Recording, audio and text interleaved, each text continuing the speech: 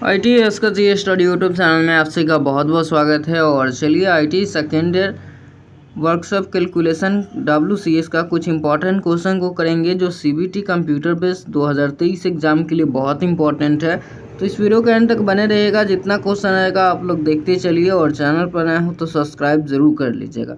चलिए यहाँ पे क्वेश्चन क्या पूछ रखा है, घर्षण बल की दिशा क्या है। क्वेश्चन पूछ रखा है आप सभी के सामने, घर्षण बल की दिशा क्या है।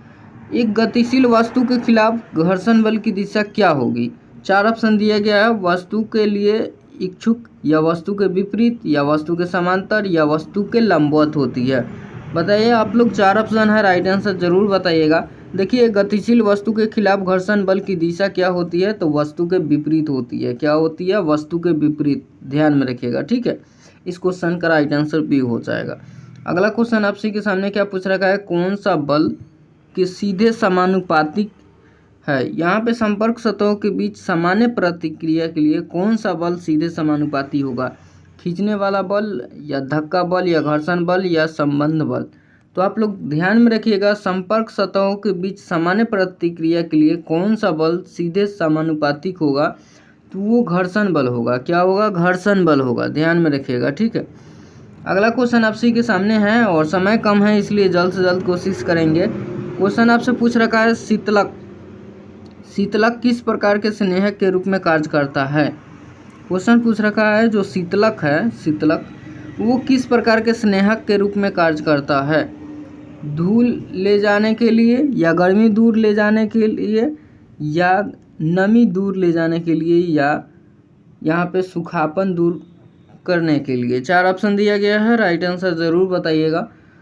यहाँ पे चार ऑप्शन है, आप लोग पढ़िए। आप सभी को बता दें, शीतलक किस प्रकार के स्नेहक के रूप में कार्य करता है, तो गर्मी दूर ले जाने के लिए। ध्यान में रखिएगा, जो शीतलक है वो किस प्रकार के स्नेहक ऑयल का रूप में काम करता है, तो वो गर्मी दूर ले जाता है, ठीक है। ये ध्यान में रखिएगा आप लोग, CBT एग्जाम में ऐसा क्वेश्चन आपसे पूछा जाएगा।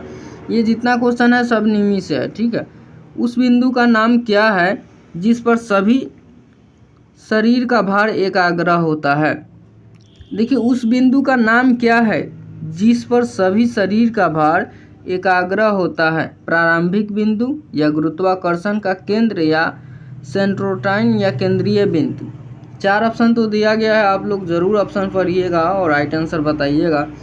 देखिए, आप सभी को बता दें, उस बिंदु का नाम क्या होगा जिस पर सभी शरीर का भार एकाग्र होता है, तो गुरुत्वाकर्षण का केंद्र होगा। देखिए, गुरुत्वाकर्षण के केंद्र पर ही सभी शरीर का भार एकाग्र होता है, ठीक है। अगला क्वेश्चन आप सभी के सामने है, वृत्त का गुरुत्व केंद्र कहाँ स्थित होता है। क्वेश्चन पूछ रखा है, वृत्त का गुरुत्व केंद्र कहाँ स्थित होता है। उसके केंद्र में होता है या कोई भी जहाँ इसकी त्रिज्या पर होती है या इसकी परिधि पर या इसके व्यास पर होती है। बताइए, चार ऑप्शन है। वृत्त का गुरुत्व केंद्र कहाँ स्थित होती है, तो ध्यान में रखिएगा, उसके केंद्र में स्थित होती है, ठीक है। वृत्त का गुरुत्व केंद्र कहाँ स्थित होती है, तो उसके केंद्र में होती है, ठीक है। नेक्स्ट क्वेश्चन आप सभी के सामने है, जो गुरुत्वाकर्षण के केंद्र को प्रभावित करता है उसे क्या कहते हैं। वह वस्तु जो गुरुत्वाकर्षण के केंद्र को प्रभावित करता है उसे हम क्या बोलते हैं, तो उससे हम भार बोलते हैं। ध्यान में रखिएगा, ठीक है। वह वस्तु जो गुरुत्वाकर्षण के केंद्र को प्रभावित करे उसे हम भार बोलते हैं, ठीक है। अगला क्वेश्चन आप सभी के सामने क्या पूछ रखा है, अर्धवृत्त की परिधि क्या होता है। आधा वृत्त, अर्धवृत्त, जैसे कि एक वृत्त दे दिया गया है, ठीक है। और अर्धवृत्त किसे बोलते हैं, तो इसके आधा को हम अर्धवृत्त बोलते हैं, ठीक है। तो अर्धवृत्त का परिधि पूछ रखा है। चार ऑप्शन है, पाई प्लस 2r होगा या यहाँ पे दिया गया है d/4 होगा या 2πr² होगा या d² होगा। यहाँ पे चार ऑप्शन दिया गया है, आप लोग ज़रूर बताइए। तो देखिए, पाई प्लस 2r होता है, अर्धवृत्त की परिधि बराबर होता है पाई प्लस 2r। अगला क्वेश्चन ध्यान में रखिएगा, ये सब क्वेश्चन देखिए। यहाँ पे आपसे क्वेश्चन क्या पूछ रखा है, यहाँ पे अनियमित आकार का क्षेत्रफल किसके द्वारा संपन्न एवं नियमित है। यहाँ पे दिया गया है अनियमित। ये जो क्वेश्चन है आपका ऑप्शन नहीं दिया गया है, हालांकि बाय मिस्टेक हो गया होगा। चलिए अगला क्वेश्चन चलते हैं। ये क्वेश्चन जो है वो हम अगले वीडियो में करा देंगे, ठीक है। क्वेश्चन आपसे पूछ रखा है, कौन सी रेखा जीवा कहलाती है। देखिए यहाँ पे कौन सी रेखा जीवा कहलाती है ये आप लोग ध्यान में रखें। जैसे कि एक आपके सामने एक वृत्त दे दिया गया है, इसको आप लोग समझिएगा वृत्त है, ठीक है। ये बड़ा वाला को हम लोग क्या बोलते हैं, तो ये व्यास बोलते हैं, ठीक है। ये पूरा व्यास है, वृत्त की सबसे बड़ी जीवा व्यास होती है, ध्यान में रखिएगा। और वृत्त को घेरने वाला रेखा को हम लोग परिधि को बोलते हैं। जैसे ये जो घेर रहा है उसको हम परिधि बोलते हैं। इसके व्यास के आधा जो है ये त्रिज्या हो जाता है और बीच में केंद्र रहता है, ठीक है। ध्यान में रखिए ये सब। तो यहाँ पे कौन सी रेखा जीवा कहलाती है, यहाँ पे वो कौन सी रेखा है जो जीवा कहलाती है। तो देखिए ये वृत्त है और ये जो है हम लोग जितना भी काटेंगे ये सब जीवा होगा, ठीक है। ये सब जीवा होगा और इसी में एक व्यास हो जाता है। वृत्त की सबसे बड़ी जीवा को व्यास बोलते हैं, तो इसमें सबसे बड़ा जीवा है यही हो जाएगा, ये यहाँ से लेके यहाँ तक ये बड़ा होगा। तो यहाँ पे जीवा कौन है देख लीजिए, कौन सी रेखा जीवा है, तो ए और बी रेखा ये जीवा हो जाएगा, ध्यान में रखिएगा। तो ए और बी नंबर राइट आंसर है, ठीक है। तो यहाँ पे समझने वाली बात है। यहाँ पे क्वेश्चन पूछ रखा है, यदि 13 + x = 20 हो तो x का मान क्या होगा। x का मान क्या होगा, 13 + x = 20 है, तो आप लोगों ने समीकरण पढ़ा होगा, x = 20 - 13, x = 7 हो जाएगा, ठीक है। ध्यान में रखिएगा x = 7, ये जो है आप लोग बना लीजिएगा। मैथ में इतना आसान आपसे पूछा जाएगा। 5a² bx का गुना क्या है, गुणक मान क्या होगा, और उसके बाद इतना दे दिया गया है, ठीक है। जैसे 5a² bx × 8a² bqx यहाँ पे दे दिया गया है। तो बस यहाँ पे आप लोग क्या कर लीजिए, मल्टीप्लाई कर लीजिए, ठीक है।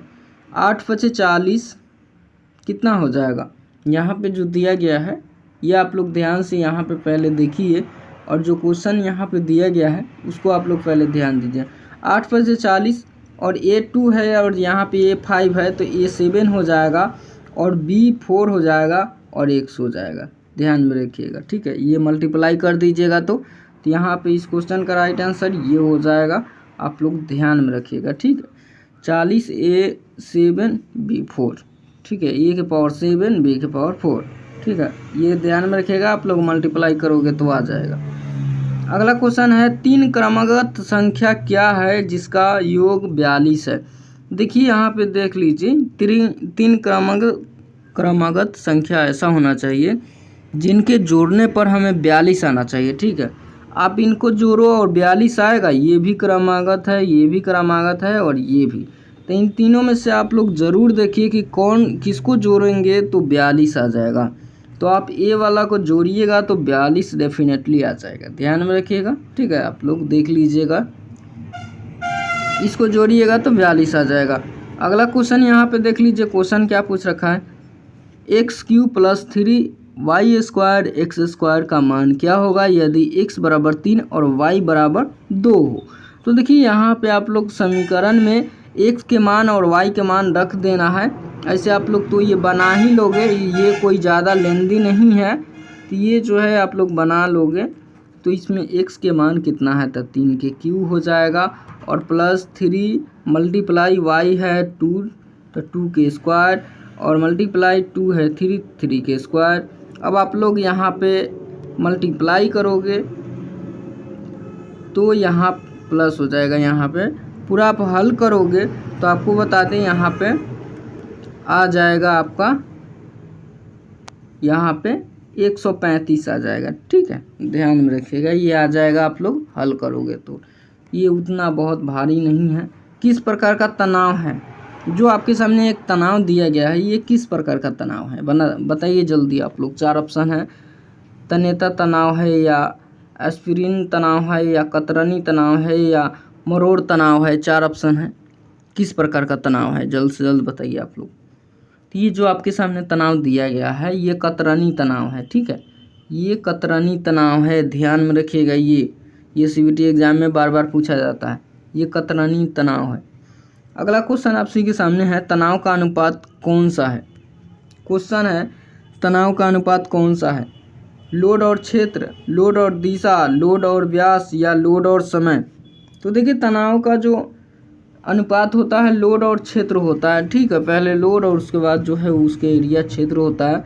ध्यान में रखिएगा, तनाव का अनुपात लोड और क्षेत्र होता है। अगला क्वेश्चन, समय कम है और आप लोग चैनल पर नए हो सब्सक्राइब कर लीजिएगा, अगला वीडियो अपडेट मिलता रहे समय समय पर। बिंदु सी का मान क्या है। देखिए ये जो सी है बिंदु, ये क्या है, नाम, उपज बिंदु है या लोचदार सीमा या अंतिम या फ्रैक्चर, 4 ऑप्शन। तो देखिए बिंदु सी के हम लोग क्या बोलते हैं, तो ये जो है उपज बिंदु है। ध्यान में रखिएगा, उपज बिंदु है, ठीक है। ये सवाल आपसे डेफिनेटली ये सब सवाल पूछा जाता है। उपज बिंदु है बिंदु सी, ठीक है। ये सब के बारे में आपको समझना चाहिए, ठीक है। तो चलिए सेकेंड ईयर के छात्रों के लिए ऐसे ही आपको लाते रहेंगे, तो आप लोग चैनल को प्लेलिस्ट में चले जाइए, वहाँ पर वीडियो मौजूद है, देख लीजिए इंपॉर्टेंट क्वेश्चन का। और आप लोग चैनल पर नए हो सब्सक्राइब ज़रूर कर लीजिएगा और वीडियो को लाइक कर दीजिए, दोस्तों को भी शेयर कर दीजिए। कोई मन में डाउट है कमेंट बॉक्स में ज़रूर लिखिए। चलिए ज़्यादा समय नहीं लेंगे, मिलते हैं नेक्स्ट वीडियो में। वीडियो अंदर देखने के लिए बहुत बहुत धन्यवाद।